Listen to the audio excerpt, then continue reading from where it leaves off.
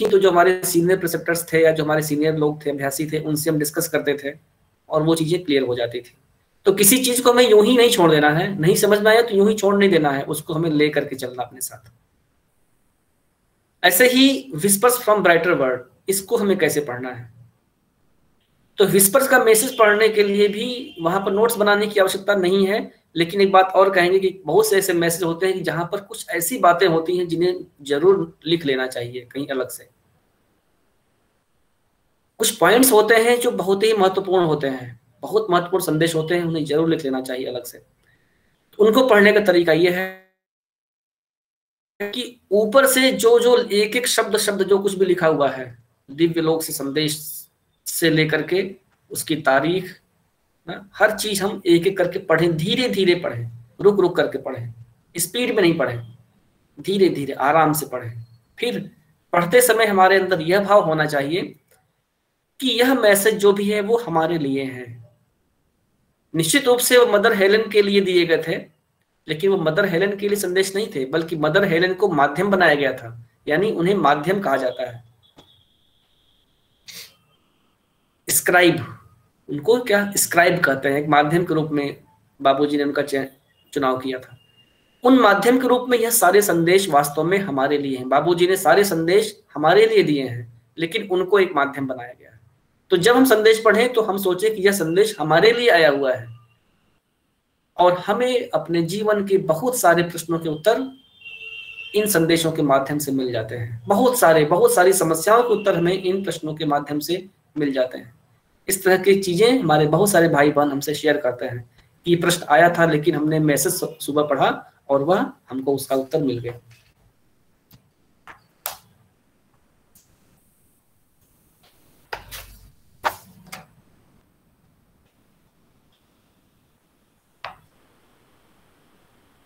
और आया है कि खाना क्यों और कैसे खाना है, मतलब भोजन को करने की बात कही गई है कि भोजन हमें किस प्रकार से करना है, खाना खाते समय और खाने के बाद सूक्ष्म सुझाव क्या होने चाहिए, इस प्रकार का प्रश्न है।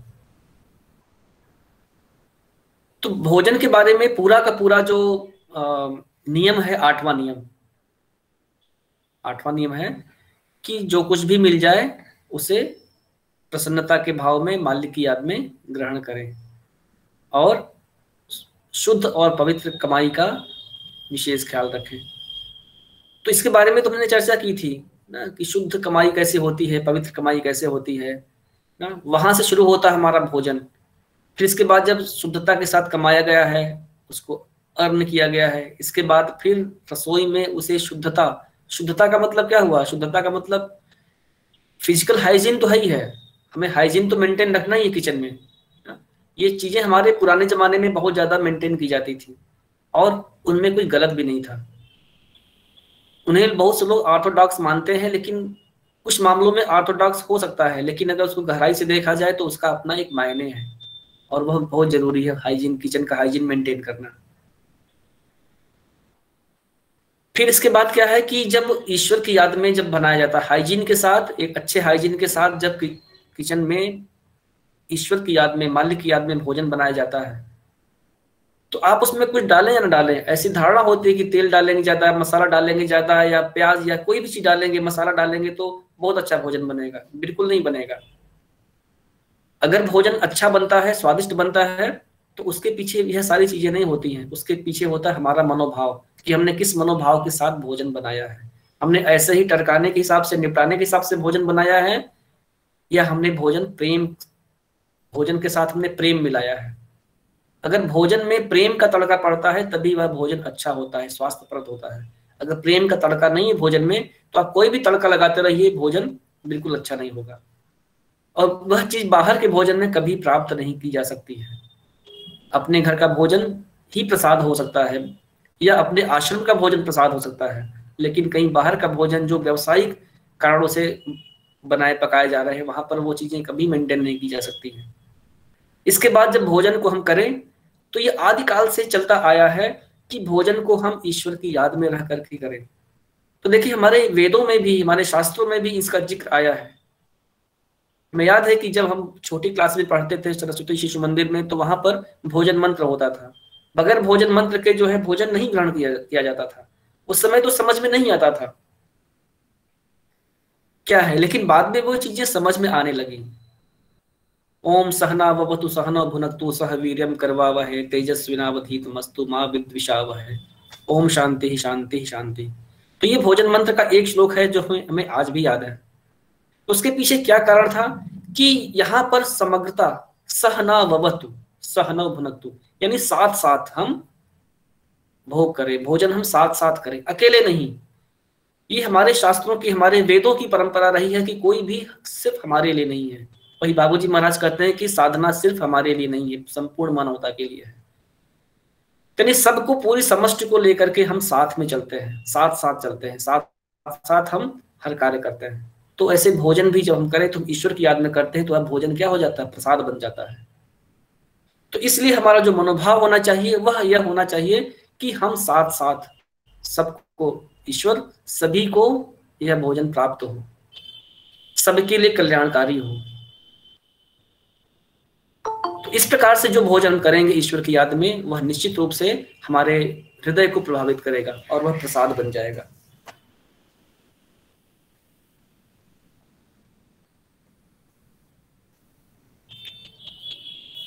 अगला प्रश्न है कि सूक्ष्म सुझाव क्या है और इसे लेने का असल तरीका क्या है। तो सूक्ष्म सुझावों के बारे में 2-3 बार चर्चा हुई है। जो मालिक ने सूक्ष्म सुझाव दिए हैं, 5 प्रकार के जो सुझाव दिए हैं, उनको हमने पहले सेशन में भी लिया था। दूसरे दिन भी उसके बारे में थोड़ी चर्चा संक्षेप में हुई थी। हाँ, ध्यान वाले में तीसरे सेशन में हुई थी।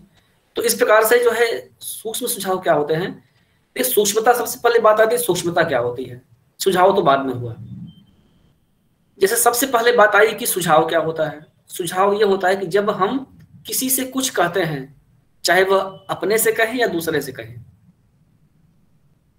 इसे कहते सजेशन, कुछ कहते हैं करने के लिए, तो ये तो सुझाव हो गया।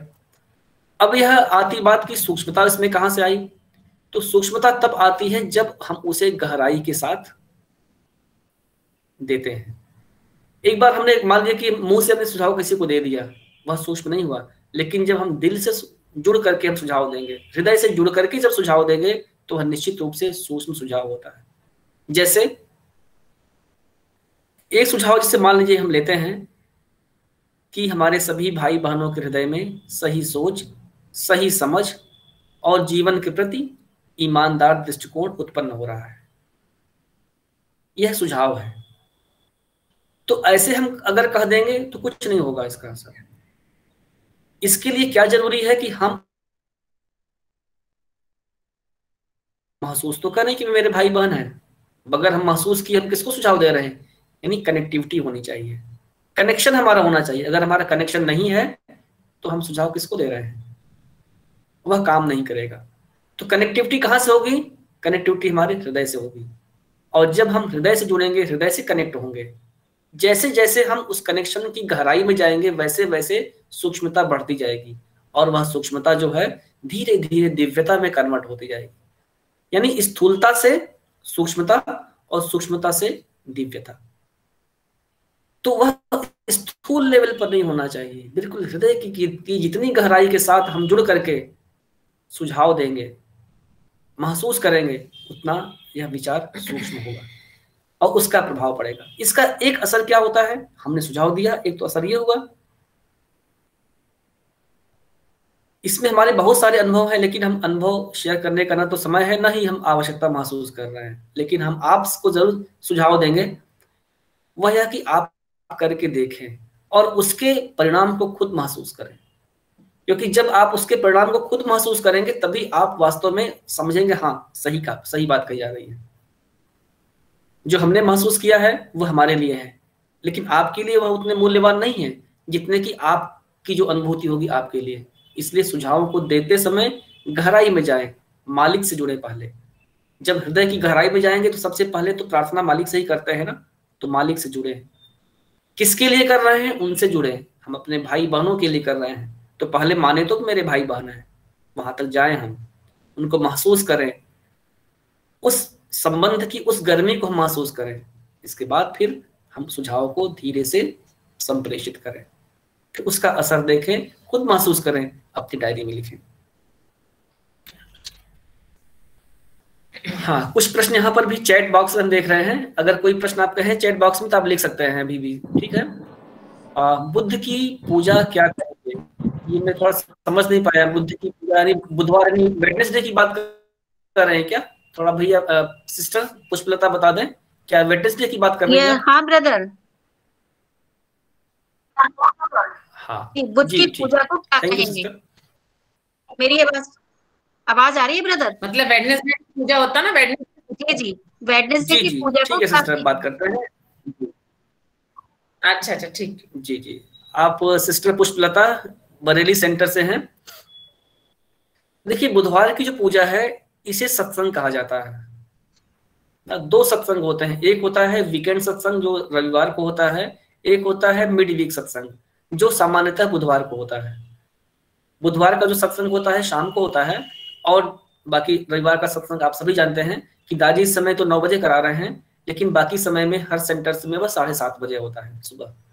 तो यह जो बुधवार की पूजा है यह सत्संग है ना। अब सत्संग की बात कर लें, उस पर ये भी प्रश्न आया कि सत्संग क्या हुआ। तो अगर हम सत्संग को बाइफरकेट करें, एक मिनट,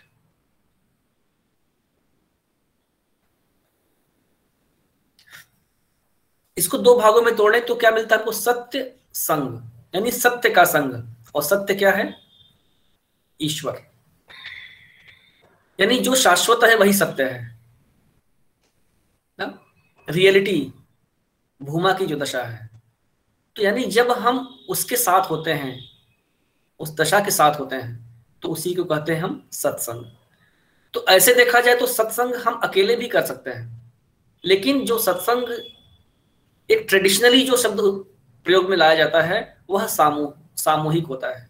बाकी हम पूजाएं ध्यान सफाई जो कुछ भी करते हैं व्यक्तिगत रूप से रोज करते हैं, लेकिन बुधवार की पूजा और रविवार की पूजा यह हम ग्रुप में करते हैं, समूह में करते हैं। और चूंकि ट्रेडिशनली सत्संग का मतलब समूह में समझा जाता है कि समूह में हम सबके साथ उपासना करें, पूजा करें, ध्यान करें, तो यह सत्संग कहा जाएगा।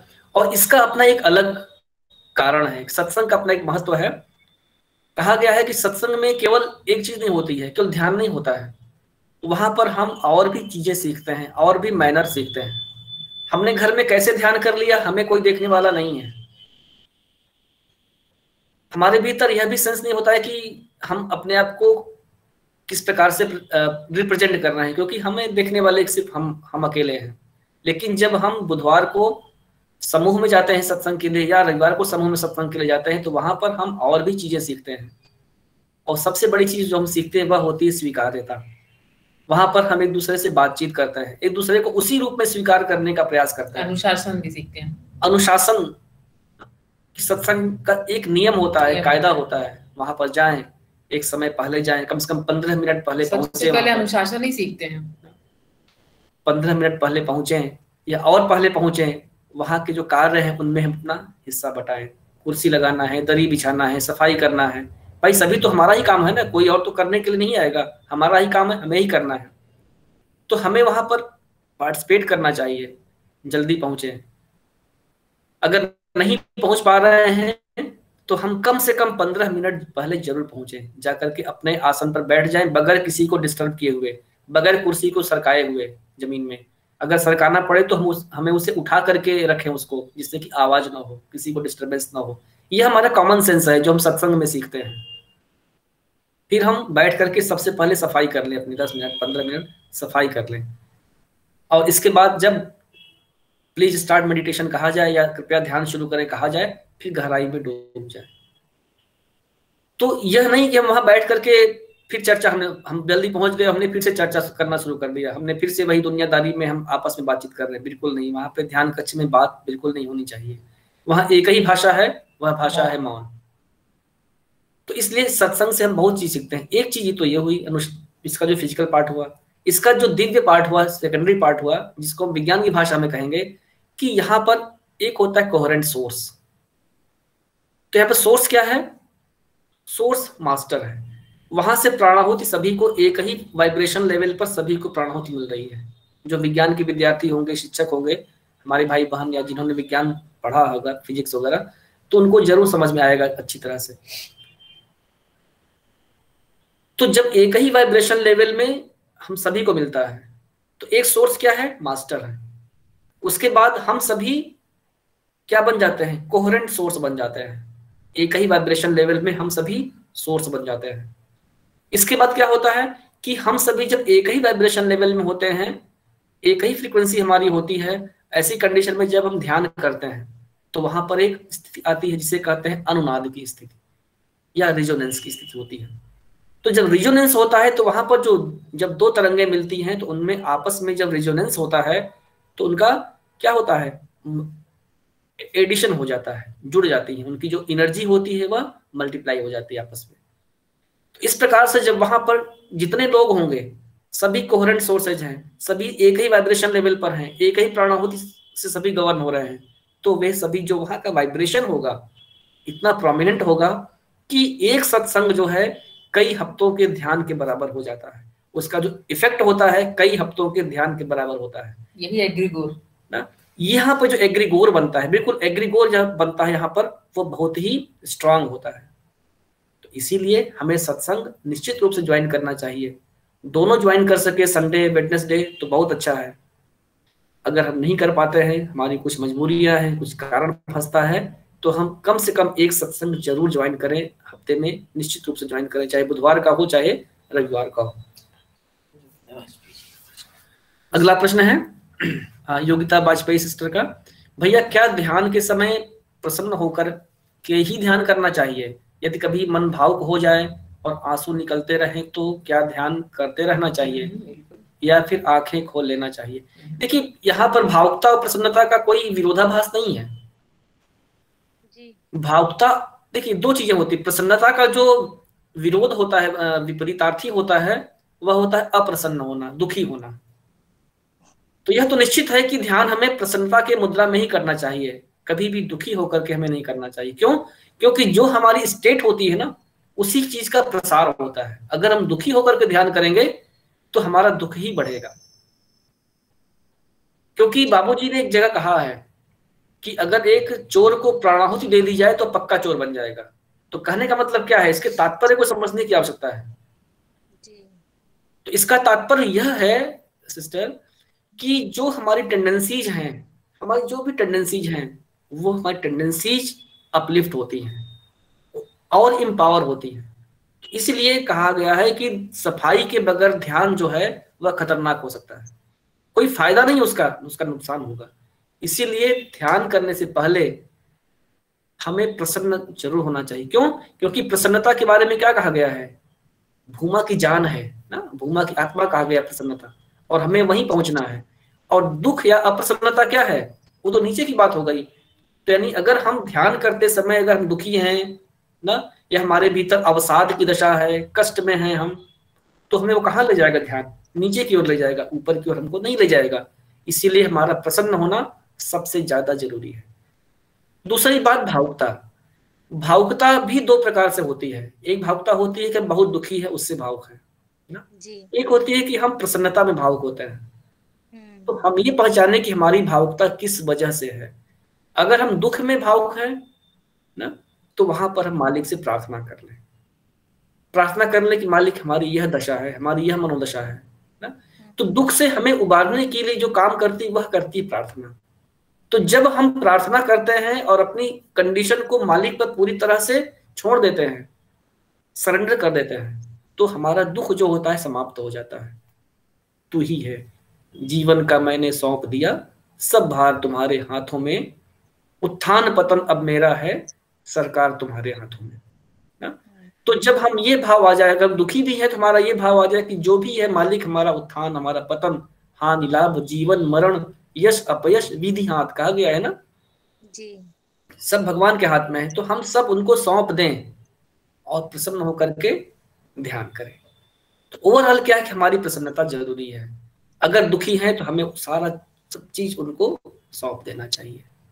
लो तेरा तुझको अर्पण, अर्पण, ठीक है जी भैया। आगे है बिंदु बी की सफाई करते बिंदु बी की सफाई करते समय विचार लेना है या इच्छा शक्ति का प्रयोग भी करना है। जी भैया, सफाई तो हमें जब करना है तो विचार तो लेना ही है, लेकिन वहां पर हमें इच्छा शक्ति का भी प्रयोग करना है। बगैर इच्छा शक्ति के कोई सफाई संभव नहीं है। कौन निकलेगा बगैर ताकत लगाए? अगर मान लीजिए कि सपोज कि किसी के घर में किसी ने कब्जा कर लिया है, मान लीजिए कि XYZ है, उनके घर में किसी ने कब्जा जमा लिया है, तो XYZ ऐसे जाएंगे मिलने के लिए ना, तो खूब आवभगत करेगा, चाय पानी भी कराएगा, सब कुछ करेगा। लेकिन जिस दिन मिस्टर X बोल देंगे भैया तुम घर खाली करो, तो क्या होगा? चाय पानी छोड़िए, डंडा लेके दौड़ा लेगा। अच्छा, खाली करने को बोल रहे हो? वो तो बोलेंगे नहीं भाई मेरा ही घर है, तो इससे क्या फर्क पड़ता, रहता तो मैं हूं। ऐसे ही हमारी प्रवृत्तियां, हमारे संस्कार ये उस तरह से हैं कि जब हम इनके साथ घुले मिले रहते हैं, प्रेम से रहते हैं ना, तो हमारा खूब आवभगत करते हैं। लेकिन जिस दिन हम इनको निकालने का प्रयास करते हैं तो इस दिन ये विद्रोह कर देती हैं और खड़ी हो जाती है डंडा लेकर के। नहीं, तो उन्हें निकालने के लिए हमें तो कुछ ना कुछ ताकत तो लगाना ही पड़ेगा। उस ताकत के रूप में हम विचार शक्ति का प्रयोग करते हैं। इच्छा शक्ति का, इच्छा शक्ति का, वही विचार शक्ति, इच्छा शक्ति, संकल्प शक्ति, जो कुछ भी कहें, दैट आर सेम। भाई सुरेश। हाँ, भाई सुरेश का है प्रश्न कि मालिक नाथ ईश्वर सभी को दाजी ही मानकर चलना क्या उचित है? देखिए, यहां पर शब्दों में मत जाइए, यहां पर भाव में जाइए। जब प्रार्थना का सेशन हम लोग डिस्कस कर रहे थे उस समय, तो ये तो बात सही है। देखिए, हमें किसको समझाना है, किससे हमें बात करनी है। अगर हम किसी नए व्यक्ति से बात कर रहे हैं ना, आगे लिखी हुई भैया, आगे है भी उनके प्रश्न में कि अपने नए अभ्यासी को नाथ ईश्वर मानकर बताया, बाद में इसे दाजी में बदलाव करना नहीं समझ में आया। तो बदलाव हम नहीं करते हैं, वो तो हम इतने हमारी साधना करते करते हम इतनी गहराई में जाते हैं कि हमारे अंदर अपने आप आता है ये चीज। हमें नहीं उनके अंदर बदलाव लाना पड़ता है कि भैया अब तुम ईश्वर दाजी को मानो, ये हमें कहने की आवश्यकता नहीं पड़ती है। वो तो साधना, ध्यान, हमारे अंदर इतनी दिव्यता, इतनी सूक्ष्मता आती जाती है कि अपने आप ही ये हो जाता है। तो जब यह असर हमें समझ में ऑटोमेटिक आने, अगर अपने आप हो जाए तो अच्छी बात है। लेकिन अगर हम ये कहें कि आप उनको मान के चलिए, ये थोड़ी बात समझ में कम आ रही है। नहीं, ये हमें नहीं कहना है, कभी नहीं, ये तो कहना ही नहीं है। ट्रेनिंग के दौरान यही बात कही कि जब वो अभ्यासी अभ्यस्त हो जाए तो अब आप उसको कहिए कि नहीं, वो दाजी ही हैं ईश्वर। जी देखिए भैया, एक चीज बताया आपको, सही कर रहे हैं आप। जैसे ये जो ट्रेनिंग हम लोग जिस ट्रेनिंग में है मौजूद इस समय, तो इसीलिए यहाँ पे कहा गया कि 1 साल के अभ्यासी ही इसको ज्वाइन करें, क्योंकि साधना ट्रेनिंग है ना। फिर भी हम ये मान के चलते हैं कि बहुत से हमारे अभ्यासी ऐसे होते हैं कि जो उस चीज को स्वीकार नहीं कर पाते हैं। लेकिन हम ट्रेनिंग में तो ये बताएंगे कि जो नाथ शब्द है वह दाजी के लिए है, लेकिन फिर भी हम ये बात करना चाहेंगे कि जो स्वीकार नहीं कर पाए हैं उन पर थोपा नहीं जा रहा है ना। इस चीज को अंदर से प्रस्फुटित होने दें, विकसित होने दें। जी जी, बिल्कुल सही चीज है। यह जानकारी के लिए बता दी गई है कि वास्तव में तो यह जो नाथ शब्द है यह वही है, दादी नहीं हमारे, ठीक है, वास्तविकता यही है। लेकिन आप इसको अपने ऊपर हृदय पर बोझ लेकर के मत चलिए, अरे हम स्वीकार नहीं कर पा रहे हैं ना। जिस दिन यह चीज हमारी दशा में कन्वर्ट हो जाए, उस चीज का इंतजार करिए। दाजी ने अपनी किताबों में कहा है, एक जगह लिखा है, उन्होंने क्लियर लिखा है, और शायद नियति के निर्माण जो पुरानी किताब है उसमें लिखा है उन्होंने कि सबसे पहले अपने गुरु को एक टीचर के रूप में स्वीकार करिए, एक शिक्षक के रूप में स्वीकार करिए। हम जैसे हमारे स्कूल के शिक्षक होते हैं उस रूप में स्वीकार करिए। धीरे धीरे हमारे संबंध बढ़ते जाते हैं। आप देखिए, याद करिए कि कुछ ऐसे टीचर्स रहे होंगे हमारे बचपन के जिन्हें हम आज भी याद करते हैं, और जब कभी वे मिल जाते हैं तो आज भी हम श्रद्धा से उनके चरण स्पर्श करते हैं। क्यों? क्योंकि हमें उनसे कुछ मिला है ना, वह एक प्रेम मिला है, हमें एक भावनात्मक सपोर्ट मिला है, एक संबल मिला है। ऐसे ही हम पहले अपने मास्टर को एक शिक्षक के रूप में स्वीकार करें, उनसे जुड़ें, उनसे सीखें, उनके साथ रहें। रहने का मतलब फिजिकली नहीं, उनके साथ, विचारों के साथ, उनकी शिक्षाओं के साथ रहें। फिर देखें कि हमें क्या मिलता है। जैसे जैसे चीजें हमें मिलती जाती हैं, उपहार हमें मिलते जाते हैं, दशाएं हमें मिलती जाती हैं, वैसे वैसे हमारा संबंध जो है प्रगाढ़ होता चला जाता है। और इसे विकसित होने दें, इसको हम बाईपास करने की कोशिश न करें, इसे स्वतः प्राकृतिक रूप से विकसित होने दें संबंध को। और एक समय ऐसा आएगा जब हमें पता चलेगा कि ईश्वर और कहाँ है, कोई नहीं है। बाबूजी क्या कहते हैं, मैं किसी ईश्वर को नहीं जानता, लाला जी ही मेरे सर्वस्व हैं, वही मेरे ईश्वर हैं। तो बाबूजी ने ऐसे शुरू में नहीं कह दिया, यह जब उन्होंने महसूस किया कि हाँ लाला जी ही एकमात्र ईश्वर है, तो इसीलिए प्रार्थना की जो तीसरी पंक्ति है, तभी उसका वास्तविक अर्थ हमारे हृदय में समझ में आता है कि तू ही एकमात्र ईश्वर एवं शक्ति है। तो दादी के लिए तू ही एकमात्र ईश्वर है, बाकी मैं किसी ईश्वर को नहीं जानता। क्यों? क्योंकि वह एक ऐसी दशा होती है हमारे अनुभूति की जहां पर हमारे गुरु, हमारे ईश्वर और हम स्वयं में, यानी आत्म तत्व, गुरु तत्व और परमात्म तत्व, तीनों में साम्य अवस्था आ जाती है, तीनों वास्तव में एक ही है। तो ये तो अभ्यास पे छोड़ देना चाहिए कि धीरे धीरे अभ्यास करें और इसको बिल्कुल बिल्कुल बिल्कुल बिल्कुल थोपिए मत, बता दीजिए सूचना के लिए। अगर कोई अभ्यासी है, सीनियर हो गया है, सूचना के लिए बता दें कि भाई ऐसा है, लेकिन आप क्या महसूस करते हैं वो है आप पे। और एक चीज थोड़ा सा और बताना चाहूंगा, जरूरी है बताना, समय भी ज्यादा हो रहा है। एक बार यही प्रयागराज की बात है, इलाहाबाद की बात है, बाबूजी महाराज आए हुए थे और उस समय चारी जी महाराज थे, सिस्टर कस्तूरी थी और केसी वरदाचारी जी थे। ये तीनों लोग बैठे थे, ये तीनों महान विभूतियां हैं, आप जानते हैं इस मिशन की। और ये बात है जस साहब यानी मिश्री लाल चतुर्वेदी जी के आवास की बात है, ये सिविल लाइंस प्रयागराज में। तो बाबूजी अपने कमरे में लेटे आराम कर रहे थे और बाहर के कमरे में तीनों लोग बैठे हुए थे और इस तरह से चारी जी सिर्फ सुन रहे थे और सिस्टर कस्तूरी और केसी वरदाचार्य जी आपस में डिस्कस कर रहे थे। तो इनमें इसी बात को लेकर डिस्कशन शुरू हुआ कि कस्तूरी सिस्टर बोल रही थी कि यही ईश्वर है, बाबूजी को बोल रही थी कि नहीं यही ईश्वर है। केसी वरदाचार्य जी बारे में आप जानते हैं कि ये तिरुपति विश्वविद्यालय के प्रोफेसर और हेड थे दर्शन शास्त्र के, बहुत बड़े विद्वान थे, प्रकांड विद्वान थे। तो वरदाचार्य जी कह रहे थे कि नहीं यह ईश्वर नहीं है, यह ईश्वर के अंश हो सकते हैं, बड़े अंश हो सकते हैं, अवतार हो सकते हैं, ईश्वर जैसे हो सकते हैं, लेकिन यह ईश्वर नहीं हो सकते। और कस्तूरी कहे कि देखो भाई मुझे सब समझ में नहीं आता, आप जो बोल रहे हैं दर्शन वर्शन मेरे समझ में नहीं आता है, मैं अपने दिल के दर्शन को समझती हूँ। मेरा दिल कहता है कि और कहीं कोई ईश्वर नहीं है, बाबूजी ही एकमात्र ईश्वर है, यही साक्षात ईश्वर है। इनमें आपस में बहस बढ़ने लगी, तर्क वितर्क होने लगा। तो एक समय आया कि जब थोड़ा सा वरदाचार्य जी थोड़ा सा एरोगेंट भी हो जाते थे, तो चारी जी ने कहा समाज रुको रुको रुको रुको, ऐसा करते हैं कि इसका निर्णय चल के बाबूजी से ले लेते हैं, बाबूजी से पूछ लेते हैं।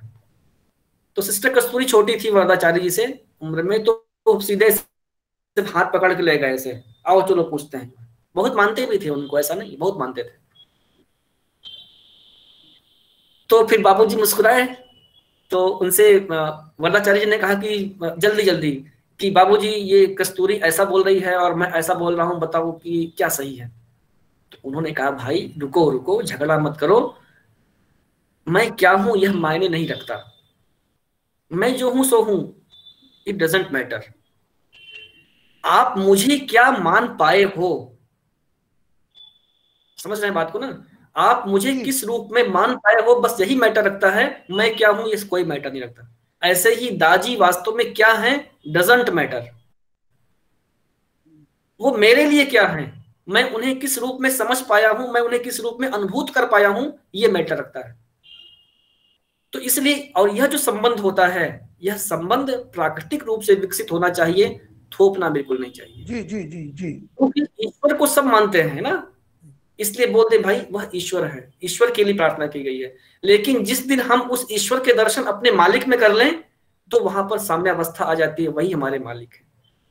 ठीक है, तो ये बात मेरे ख्याल से क्लियर हो गई होगी। एक मिनट, भाई पवन कुमार का है, ब्रदर पवन का। हाँ, सतत स्मरण कैसे करें। देखिए सतत स्मरण भैया करने वाली चीज नहीं है, अभ्यास वाली चीज नहीं है। सूरज भैया अपना माइक ऑफ कर लीजिए।